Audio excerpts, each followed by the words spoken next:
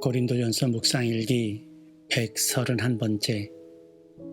나의 모든 것이 사랑의 열매이길 빕니다.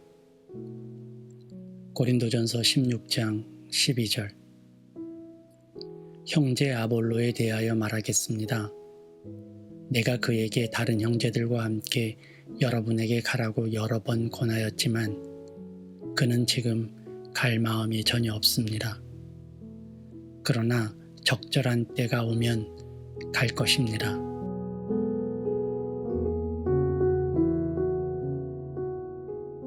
좋은 아침입니다. 연일 날이 뜨겁습니다.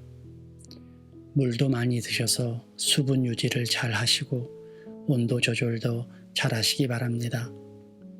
너무 덥다고 찬 음식, 찬 에어컨 공기 너무 좋아하지 마시고 더울 땐 더울 이유가, 추울 땐 추울 이유가 있으니 잘 적응하고 대응하는 몸을 만드시길 빕니다.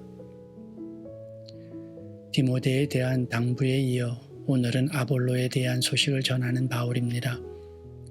아볼로가 어떤 인물인지에 대한 언급은 이미 고린도전서 1장에 바울이 기록한 바 있죠. 고린도 교회에서는 분파로 나뉘어 갈등을 빚었던 것으로 보입니다. 그때 갈라진 분파에 아볼로의 이름이 있죠. 어떤 분파의 대표격이라면 그만큼 고린도 교회에 지대한 영향력이 있었던 인물이라는 것을 알 수 있습니다. 아볼로는 예수님의 제자 출신도 또한 예수님을 직접 본 유대 지역 출신도 아닙니다.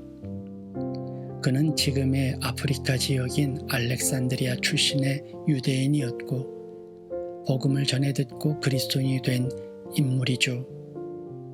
이집트 북부 지중해 연안에 위치한 알렉산드리아는 알렉산더 대왕 시절 점령되어서 로마의 제2도시로 성장했을 만큼 큰 도시였습니다. 경제적으로나 정치적으로도 중요한 도시였을 뿐만 아니라 헬라 문화를 꽃피운 도시라고 불릴 정도로 학문적으로도 크게 발달한 도시였죠. 또한 로마, 콘스탄티노플, 예루살렘, 안디옥과 함께 중세 기독교의 5대 중심 교구 가운데 한 곳으로 지정될 정도로 기독교 역사에서도 빼놓을 수 없는 곳이죠. 아볼로는 이곳에서 자랐습니다. 아마도 그곳에서 태어난 유대인 교포가 아닐까 생각되죠. 그리고 유대 전통 학문을 기초로 학자의 길을 걸었던 것으로 보입니다. 어쩌면 그는 세례 요한의 연구자로 메시아에 대한 연구를 해왔는지도 모르겠습니다. 그러다 브리스길라와 아굴라를 만나 그리스도의 부활신앙을 알게 된 이후 그리스도인으로 웅변가가 되었던 것으로 보입니다. 그의 언변과 학식은 당시 초대교회에 큰 영향력을 주었던 것으로 보이죠. 특별히 고린도 교회에서는 추앙에 가까운 대접을 받았던 것으로 보입니다. 바울이 아볼로를 지금 언급하는 의도는 명확하지 않습니다. 어쩌면 분파로 서로 싸우고 있는 고린도 교회의 일종의 경고인지도 모르죠. 바울과 아볼로는 서로 소통이 되는 사이임을 보여주는 의도였을지도 모릅니다. 그저 소통이 아니라 서로 권면하고 인정하고 배려하는 사이라고 말이죠. 그런데 그런 바울의 의도보다 더 눈에 띄는 대목이 있습니다. 아볼로의 태도죠. 아볼로는 바울의 권면에도 불구하고 고린도 교회에 가지 않았습니다. 그가 왜 고린도 교회에 가지 않았는지는 불분명하죠. 시간이 없었는지 아니면 마음이 없었는지는 정확히 모르겠습니다. 다만 그가 가지 않은 이유 중에 지금은 아니라는 것은 분명해 보입니다. 아직은 적절한 때가 아니고 아직은 하나님의 때가 아님을 알 수 있죠. 어쩌면 고린도 교회의 영향력이 큰 아볼로가 가서 고린도의 분란을 가라앉힐 수도 있다는 생각이 들지만 아볼로는 다른 생각이었던 모양입니다. 왜 그랬을까요? 왜 가지 않았을까요? 그 상황에 대한 정확한 사실은 잘 모르겠습니다.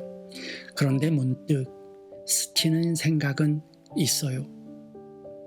어쩌면 고린도 교회의 또 다른 현실을 아볼로가 알기 때문은 아닐까 싶습니다. 그 또 다른 현실이란 그들의 분란 가운데에는 진짜 그리스도여서 진짜 개발을 응원해서 진짜 바울과 아볼로의 철학을 중요하게 생각해서 그들이 싸우고 있는 것이 아니라는 현실입니다. 그저 그들이 말하고 주장하는 지도자들은 그들이 앞세우는 이름에 불과하고 정작 그들은 그들만의 다른 철학을 주장하는 것이기 때문입니다. 그리스도나 베드로나 바울이나 아볼로가 서로 다른 이야기를 하는 것이 아님에도 불구하고 그들은 자신만의 지도자를 앞세워 싸우는 모양새를 보면 그들은 그리스도가 아니라 바울이나 아볼로가 아니라 그저 자기 자신의 말, 스스로의 생각과 주장을 펼치는 것인지도 모르죠. 우리의 신앙이 때론 그렇습니다. 예수님을 말하면서 정작 자기의 주장에 불과한 신앙이 있죠. 예수님을 따른다고 하면서 예수님의 말씀에는 귀를 기울이지도 알려고 하지도 않고 그저 자기 생각과 주장, 감정과 기분에 따라 이리저리 흔들리는 우리들이 존재합니다. 말로는 그리스도를 말하고 사랑을 외치지만 가지고 있는 신앙은 나뿐이고 내 마음대로인 믿음이 얼마나 많은지 몰라요.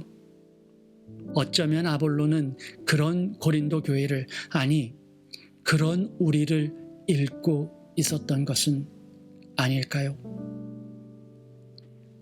나로 가득 차면 아볼로 아니라 예수님이 오셔도 우리는 마음을 열지 못할 거예요. 마치 물에 빠진 사람처럼 말이죠. 자신으로만 가득 차면 구조자마저도 위험에 빠뜨리는 경우가 흔하죠. 신앙은 나의 말이 아니라 그분의 말에 따르는 것입니다. 배움의 기초적 자세는 바로 배운 대로 행하는 것이죠.